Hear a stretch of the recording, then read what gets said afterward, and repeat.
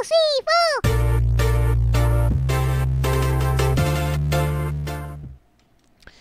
Halo Gunarwan dan Gunarwati sekalian, ketemu lagi ya di channel saya Gunar Os. Dan ya, obrolan striker ini mulai ramai lagi ya.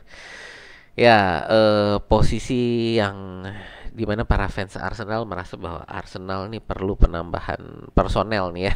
Jadi perlu adanya personel baru di posisi central forward ini ya, atau striker gitu.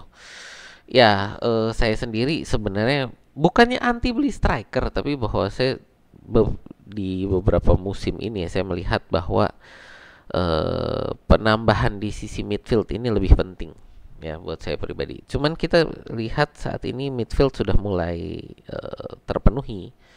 Oke, striker ini kayaknya udah perlu kita lihat gitu ya. Dan obrolan striker ini mulai ramai lagi ya ini di kalangan fans Arsenal, di media sosial, di grup WA saya, di di Facebook, di grup Facebook gitu ya yang saya ikuti. Itu mulai ramai bahwa oke, kita perlu beli striker. Kenapa Arteta kok alergi beli striker gitu?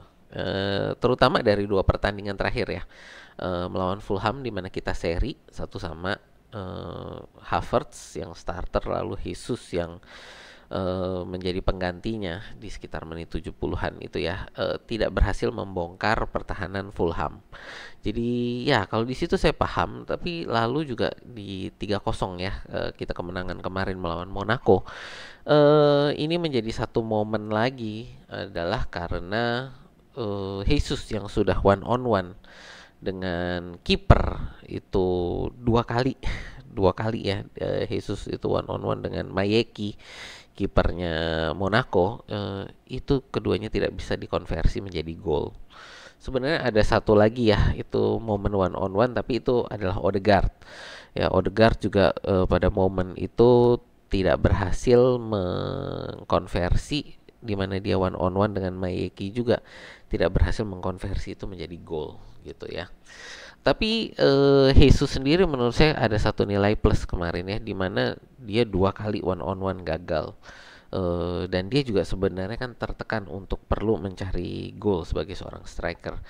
Tapi di gol pertama Arsenal ya, itu yang dicetak Saka ya, itu dari saya itu menurut saya itu juga momen di kenapa Arteta ini masih percaya sama Jesus ya. Jadi di gol pertama Arsenal itu Saka, menurut saya itu Jesus menunjukkan kenapa Arteta percaya sama dia. Adalah dia ini seorang pemain, pemain tim player gitu ya. Kenapa? Seorang striker yang sedang tertekan untuk mencari gol dan dua kali gagal dalam kesempatan emas gitu ya.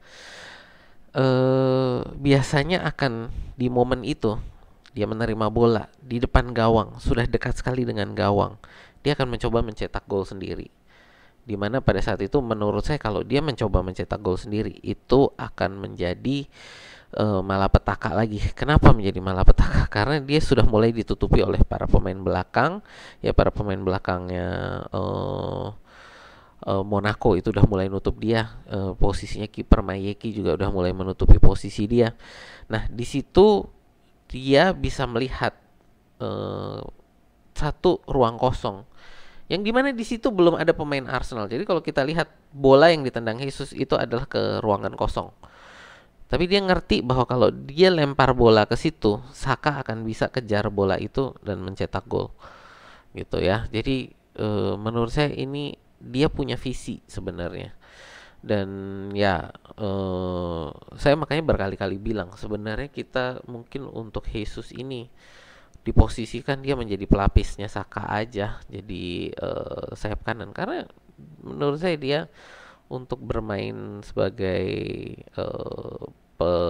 pengumpan, apa ya, feeder gitu, itu lumayan gitu. Tapi apa, atau mungkin memang dari Arteta menggunakan Jesus di tengah adalah untuk menjadi feedernya Saka di kanan gitu. Nggak tahu juga, bisa jadi. Saya mungkin ya itulah kenapa apa Arteta masih percaya sama Jesus. Tapi oke lah, menurut saya juga ada benarnya bahwa seorang striker ini apa ya, seorang striker ini tentu dinilai dari golnya, dan Jesus golnya saat ini sangat kurang gitu ya. Dan kita sangat perlu untuk punya striker yang menurut saya lebih mengancam gitu kan di depan gawang.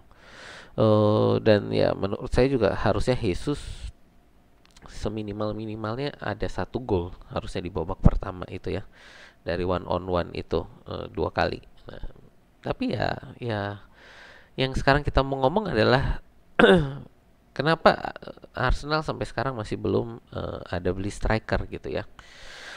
Eh ini tentu ada berbagai macam faktor, tapi menurut saya adalah bagaimana di pasaran sepak bola Eropa, di pasaran pemain Eropa saat ini memang tidak ada pemain yang dalam posisi dijual ya. Kalau kita lihat sebentar saya buka dulu ya. Ini kita mungkin oke sebentar ya. Oke, it's ya ini ya. Target striker kita mungkin ada sekitar 3 orang ya. Menurut saya yang uh, cocok lah untuk Arsenal level dan apa namanya? Ya levelnya. Kita ngomong dari levelnya dulu ya. Masalah harga kita ngomong belakangan dulu. Kita ngomong level di mana striker yang kita butuhkan. Menurut saya saat ini sih ada 3. Victor Gyökeres, Alexander Isak, dan Benjamin Sesko ya. Benjamin Sesko ini ya menjadi satu masalah juga ya, Benjamin Sesko. Tapi ini kita ngomong dulu masalahnya satu-satu. Victor Gyökeres ini ya Sporting udah mulai agak menurun dan mereka juga butuh untuk cari duit. Kemungkinan besar ini perlu mereka jual Gyökeres, tapi yang pasti kayaknya nggak akan dijual di jendela transfer musim dingin ini. Satu, itu udah pasti nggak dijual jendela transfer musim dingin ini karena Gyökeresnya sendiri ingin menyelesaikan musim ini bersama Sporting gitu ya. Dan kedua, ini problemnya adalah Gyökeres ini dikabarkan nggak mau ke Inggris ya. Apakah ke Manchester United bergabung kembali dengan Amorim atau ke klub lain ya. Arsenal juga mengejar dia kan ya. Ini pemberitaannya adalah ini dari siapa ya? Dean Jones ya. Pemberitanya dari Dean Jones ini yang dari Give Me Sport ya. Dia apa namanya? Medianya adalah Give Me Sport. Tentang Gyökeres dari sudut pandang dia, saya rasa dia tidak tergoda untuk kepindahan ini. Jadi ini maksudnya adalah untuk ke Manchester United ya, bergabung kembali dengan Amorim. Jadi dia tidak tergoda untuk bergabung kembali dengan Amorim maksudnya. He is doing so well, scoring dia sudah dia sudah kondisinya saat ini sangat bagus. Mencetak gol dengan dengan kecepatan yang bisa mencetak gol dengan banyak di Liga NOS, di Liga Portugal ya. Dan dia harus benar-benar dengan berhati-hati untuk memikirkan klub mana dia akan pergi selanjutnya. Saya dengar kemungkinan dia tidak mau untuk pergi ke Premier League karena dia ingin membangun performa dia di platform yang dimana dia bisa is getting for himself, dimana dia bisa membangun dirinya di Eropa gitu ya. Jadi kalau United mendatangkan penyerang depan, dan ini adalah kalau yang sangat besar pada saat ini, saya rasa lebih ke pemain seperti Yusuf En-Nesyri, hanya karena punya pemahaman permainan yang berbeda. Tapi intinya kalau dari saya, kalau ini kan sebenarnya dia ngomong untuk kepindahan ke Manchester United ya. Poin saya adalah di sini dia tidak mau datang ke Premier League gitu ya. Jadi ini poin yang pertama menurut saya tentang Gyökeres. Dia nggak mau ke IPL gitu ya. Itu yang pertama. Apakah tersedia nanti musim depan ya kita lihat gitu kan. Yang pasti kayaknya dari nada-nada yang saya lihat, Gyökeres akan tersedia untuk dijual di musim panas musim depan gitu. Tapi ya ini kemungkinan harganya sendiri sih mungkin nggak akan mahal ya. Dia punya klausul pelepasan kan sekitar 87 pound sterling. Kabarnya sih rela dilepas di kisaran 60 sampai 70 juta pound sterling nih, siapa, Sporting. Tapi ya tadi pemainnya sendiri mau nggak gitu. Yang berikutnya ini adalah saya mungkin mau ngomong untuk Benjamin Sesko dulu ya. Benjamin Sesko ini menurut saya kesulitannya adalah dia baru tanda tangan ini kan dengan Leipzig lagi gitu loh di awal musim ini. Jadi saya rasa Leipzig ini tidak terburu-buru untuk menjual Sesko, dan Seskonya sendiri menurut saya tidak terburu-buru untuk pindah dari Leipzig. Dia sendiri ingin mengembangkan sehingga ke klub manapun dia datang berikutnya ini ya, dia akan menjadi striker utama di klub tersebut. Kalau saat ini dia datang ke Arsenal, Sesko ini bukan pemain jadi ya. Sesko ini bukan pemain jadi. Dia ini pemain yang masih baru berkembang.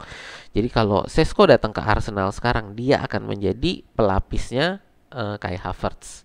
Dan ini nggak mau Sesko ya. Dan menurut saya keputusan yang sangat tepat kalau dia untuk tetap bertahan di RB Leipzig.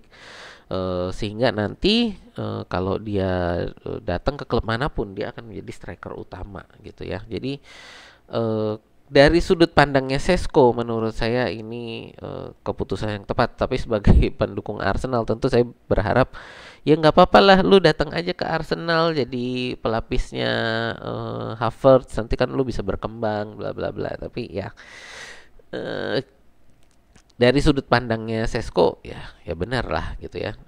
Di saat ini dia di Leipzig sebagai pemain utama, ingin mengembangkan diri ya, sehingga nanti pada saatnya dia memang sudah tepat, sudah bisa menjadi striker. Karena Sesko saat ini belum menjadi striker top ya.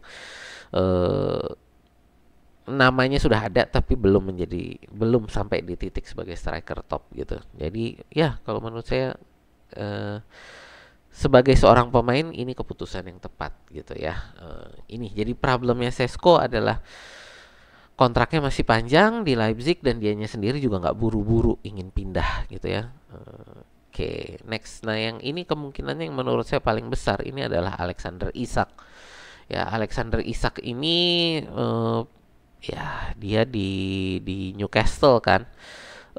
Saat ini dia menjadi penentu juga ya, banyak kali sekali dia menyelamatkan Newcastle dari tadinya kalah jadi seri, tadinya seri bisa jadi menang gitu ya. Jadi ini bagaimana Isak ini menurut saya pemain yang luar biasa. eh Masalah untuk Isak menurut saya adalah Newcastle-nya gitu ya. Kontraknya Isak ini di Newcastle masih sampai 2028. Jadi Newcastle-nya sendiri ini nggak buru-buru mau jual.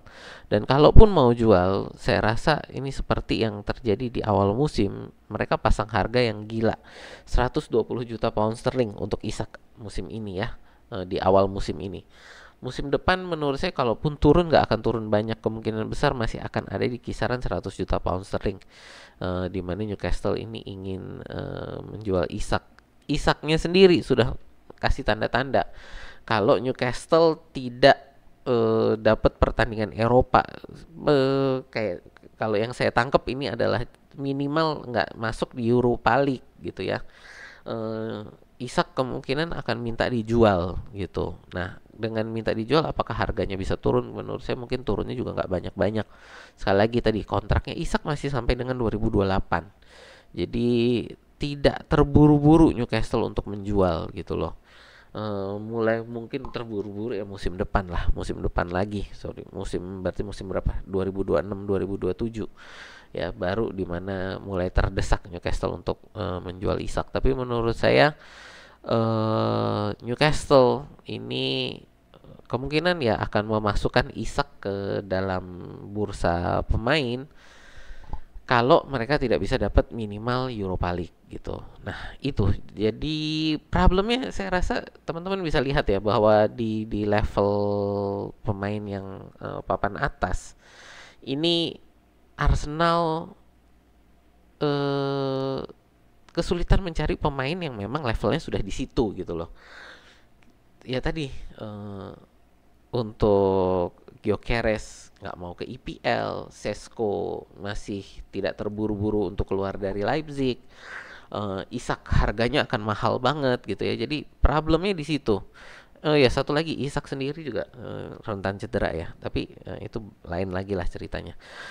Intinya bahwa pemain yang kita inginkan yang levelnya ada di sana ini saat ini sangat sedikit gitu. Jadi gimana dong? Bahkan kalau dari saya kemungkinan besar untuk jendela transfer musim dingin ini gitu kan. Tadi pemain-pemain yang saya sebutkan itu mereka semua nggak akan tersedia di jendela transfer musim dingin ini. Jadi lupakan kita akan beli striker di Januari besok. Karena memang nggak ada yang dijual gitu loh. Kemungkinan menurut saya bahwa di musim dingin ini ya kita akan mendatangkan malah Adam Wharton ini ya sebagai defensive midfield. Kenapa defensive midfield? Ingat Arsenal akan ngelepas Thomas Partey musim depan. Lalu juga Jorginho kontraknya udah mau habis juga musim depan. Ya, dimana kayaknya kita perlu pengganti untuk dua pemain ini pelapisnya ya. Jadi kalau kita lihat kemarin sebenarnya Declan Rice juga main sebagai nomor 6 juga bagus ya. Ada perbedaan dengan Thomas Partey tapi menurut saya Declan Rice sebagai nomor 6 kemarin melawan Monaco cukup bagus. Nah, ini Adam Wharton ini kemungkinan adalah yang dicari untuk sebagai pelapis nomor 6 itu. Gitu ya. Jadi jangan heran kalau kita masih belum mau beli striker di jendela transfer musim dingin ini, bukan karena Arteta bukan Arteta alergi beli striker, tapi masalahnya striker yang kita mau yang levelnya ada di sana ini nggak ada gitu loh, nggak ada yang dijual. Ataukah mungkin dari saya mau tanya ke teman-teman sebagai fans Arsenal, kalau memang yang striker papan atas nggak ada gitu kan, memang nggak dilepas, apa mau kita beli striker yang namanya nggak jelas ya, yang namanya kita belum kenal, yang umurnya mungkin masih 18 sampai 22 lah ya, kisaran usia di 18 sampai 22, yang itu akan menjadi striker proyek. Striker proyek ini artinya adalah harus dikembangkan dulu dan belum tentu jadi ya, jadi harus dikembangkan dulu dan belum tentu jadi. Apa mau beli striker yang model seperti itu gitu ya. Jadi ini pertanyaan saya ke teman-teman. Tentu saya juga pengen Arsenal bisa mendatangkan pemain seperti Gyökeres, Sesko atau Alexander Isak. Masalahnya adalah tadi mungkin tidak dalam waktu dekat ini bisa didatangkan karena berbagai tadi masalah yang sudah saya utarakan. Untuk jangka dekat ini, menurut kalian apa mau nggak kalau seandainya tadi yang didatangkan ini adalah striker antah berantah ya, yang namanya nggak jelas, yang usianya masih sangat muda dan ini masih perlu dikembangkan lagi, masih perlu dimatangkan lagi gitu loh. Mau yang seperti itu? Apakah striker yang penting striker atau striker yang sudah jadi gitu ya? Karena ini adalah dua profil rekrutmen yang berbeda. Dimana kalau kita beli striker jadi, ya tadi di Eropa saat ini nggak ada, ya nggak banyak yang di posisinya akan dilepas, ya. Dan kalau striker muda, striker proyek ini mungkin efeknya tidak akan langsung bagi Arsenal.